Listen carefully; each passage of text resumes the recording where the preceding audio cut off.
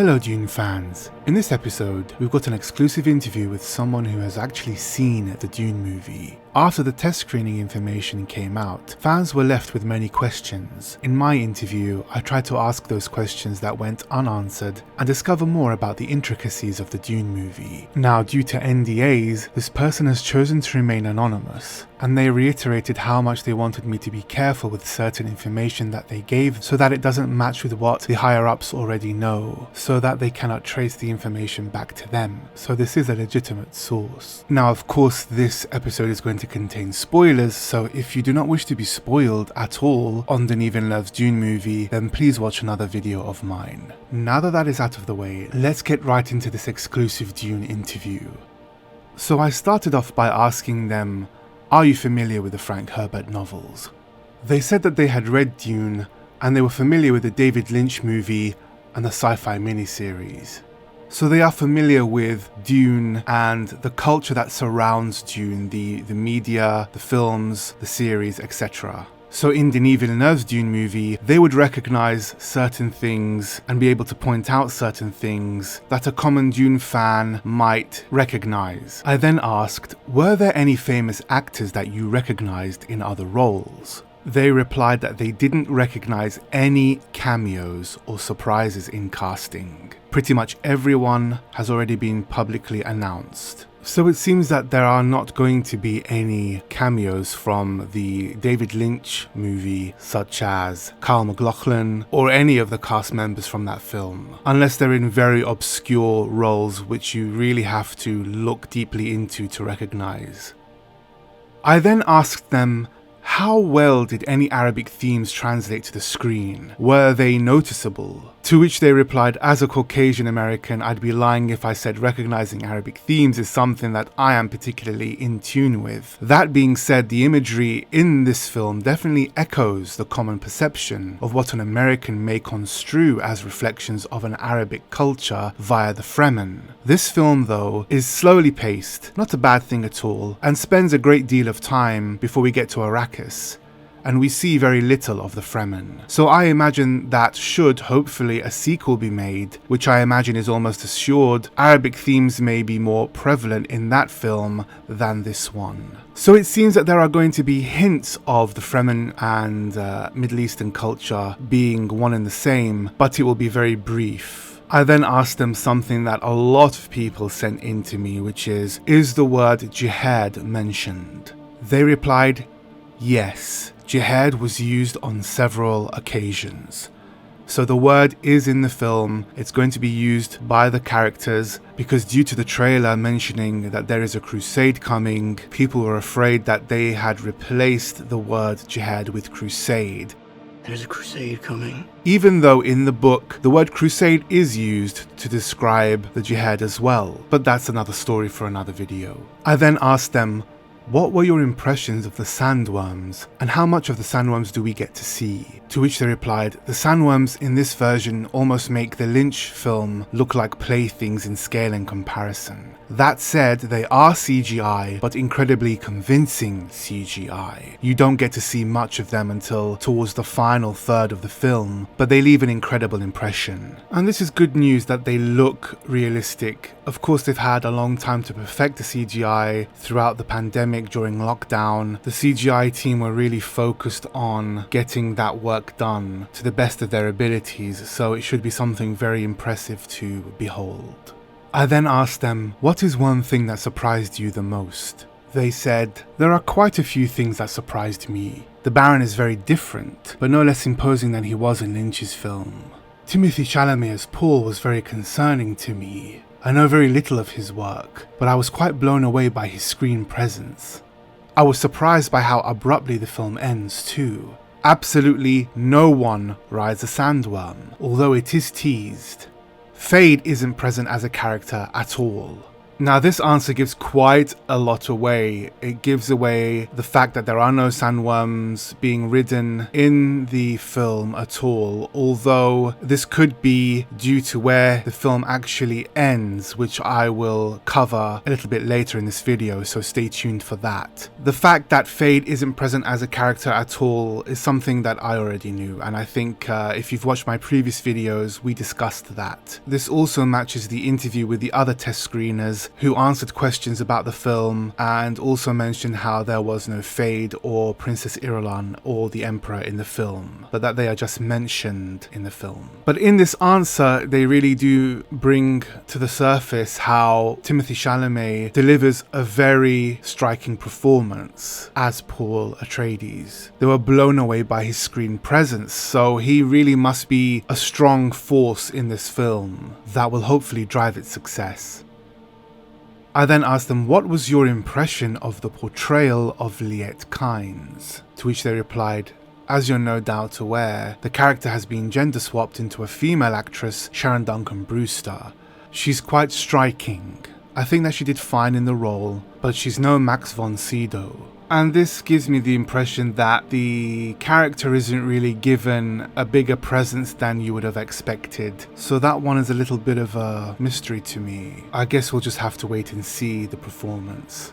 I then asked, was there any indication that Liet Kynes was related to Chani? To which they replied, I don't recall that there is much in the way of indication of that relation. However, it should be noted that Chani is not in much of the film. She appears as visions to Paul and then shows up towards the end of the film. It's quite clear her role will be developed more in the sequel. You wouldn't cast someone like Zendaya to do so little in the film. So again, it seems like they are avoiding the whole relationship between Liet and Chani, almost as if they aren't related at all. So it doesn't seem that Kynes is now Chani's mother, but we'll have to wait and see. I then asked, do the designs from the Dune Imperium game match the designs in the film? To which they replied, I looked up this game to answer the question as I don't have a copy of it. I'd say for the most part the art of the cars is definitely based on the character designs, costumes, actors and ships in the films, although a little more cartoony, like they came less from the film but from an animated adaptation or spin-off of the film. I'm sure that that's just a stylistic choice. Some of the pieces are a little more questionable. There is a piece that I saw a picture of that I presume is to represent the Baron, but he looks more in line with the Lynch version than the new version, interestingly. So this just confirms that the art that was used in the Dune Imperium game is based off of actual imagery from Denis Villeneuve's Dune movie, but that it is just animated in a cartoon form. So it looks as though they've actually referenced from proper production stills or behind the scenes images.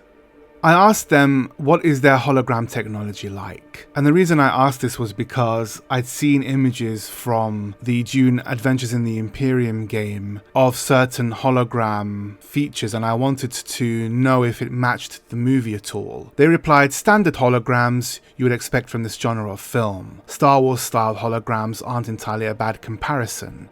I asked them, who plays the Shadout Mapes? Now I wanted to ask this question to confirm who the actress was, and now the actress has been announced as Golda Rochevelle. I then asked them, do Paul and Jamis fight half naked like the sci-fi miniseries or in still suits? I was told, I recall them being clothed, but they may have been shirtless for a time as well. Bear in mind they had seen this film months ago, so certain information may be vague to them as they try to recall it. Then I asked, what was the appearance of Alia like? Did she make an appearance? If so, what did she look like? Was she CGI or played by a real actor? They said unless Alia was shown in some sort of uncredited character role, like how a background character who might be important in the sequel does, then she does not appear in the film. Now perhaps Alia was only vaguely shown in the dream sequences or the spice visions, and it may have been so quick that it was hardly noticeable, so there still may be a little of Alia in the film, but a very, very small amount. So it seems that they are also saving Alia for the sequel. I then asked, how was the Baron portrayed in comparison to previous versions? They asked me, how familiar are you with Apocalypse Now and Brando's Colonel Kurt's character? That's the vibe that I'm getting from this version of the Baron. While still large, he isn't as grotesque as Baron in Lynch's film, but he's very imposing, very menacing, and as calculating and merciless as you'd expect. So they compared Denis Villeneuve's Baron Vladimir Harkonnen to Brando's Colonel Kurtz in Apocalypse Now, which sounds incredible to be honest. I then asked, what were your takeaways and lasting impressions from the film? They had several thoughts on this. They said, make no mistake, Dune was done when I saw it. I can't see anything needing to be changed, and if they do, I assure you it would be a bad call to do so. And not only was I ready to see it again immediately, and still am, but I'm primed to see the sequel, and there must be a sequel. So it seems that the special effects were pretty much complete at the test screening. So I wanted to find out more about where the film ends, so I asked, where did the film end for you? Because there have been several accounts of different endings. They told me right after the Jamis fight. Other accounts said that the film finished right after Jessica taking the Water of Life. So it seems to me that the studio wanted to find out which ending would be best. So they have an option of two endings, one being the Jamis fight, and then the second one being after the taking of the Water of Life. Now to me, ending after the Jamis fight is a bit too abrupt. I think it would be perfect to end right after Jessica taking the Water of Life. And you'll also get to see more of the Fremen that way. I also think it would end the film on a more positive note. But I truly believe, personally, that the ending, the true ending for Denis Villeneuve's Dune is going to be the taking of the Water of Life, because that also matches the script. I then asked who stole the show. Now this answer was really surprising. They said, in all honesty, Momoa. I had zero expectations of him as Duncan, and he's now my favourite rendition of the character. Same goes for Skarsgård as the Baron. So it really seems that Momoa and Skarsgård are the two that really do steal the show in this movie. Even though Timothee Chalamet has that incredible screen presence of his that everyone's been talking about who have seen the Dune movie. So we'll just have to see, but it sounds promising that Jason Momoa's Duncan is going to be a strong character, and I think that this is exactly what they wanted because of the plans for him to really carry the Dune saga into the future, which I've already spoken about in another video that you can check out. Now for the estimated runtime. I asked them what was their estimation for the runtime of Denis Villeneuve's Dune movie, and they told me 2.5 hours, which confirms other reports by Kevin Smith on the Fat Man Beyond podcast, where he says the movie is over 3 hours long. I know somebody who saw Dune. I said, how long? And they said, over 3 hours. They said, worth every second. Now remember that this cut was when the Jamis fight ends, so adding 10 to 15 minutes of extra footage involving a Water of Life scene would make it a 3-hour cut. So it seems that we are going to get a 3-hour Dune movie. They told me it's hard to gauge. They took everyone's cell phones before we entered, and they don't wear a watch, and they sat there for some time before the movie started. As for Zendaya and her role as Chani, it seems that we're not really going to get much of her on screen. I was told she's in the trailer almost as much as she is in the film itself. But you have to remember that that is the version where the ending of the film is right after the Paul and Jamis fight. So without the Water of Life sequence, we're not going to get much of Zendaya at all. Again, I'm hopeful that that is not the version that will be the final version. I'm hoping that it will be the Water of Life sequence as the end of the Dune movie, with Paul's love blossoming at the end through the quote-unquote spice orgy, in a sequence that really connects Paul and Chani spiritually, mentally, and physically with the kiss which we see in the Dune trailer. But what do you think of all this information? Let me know in the comments section below. Thank you to my subscribers and my Patreons and my channel members for your support. If you're new to this channel, please don't forget to like, share and subscribe, and click the bell so that you can be first to be notified of new videos. If you would like to help this channel grow, you can become a Patreon or channel member where you will receive access to exclusive content, secret content, and more. Thank you for watching, and as always, until next time, see you soon.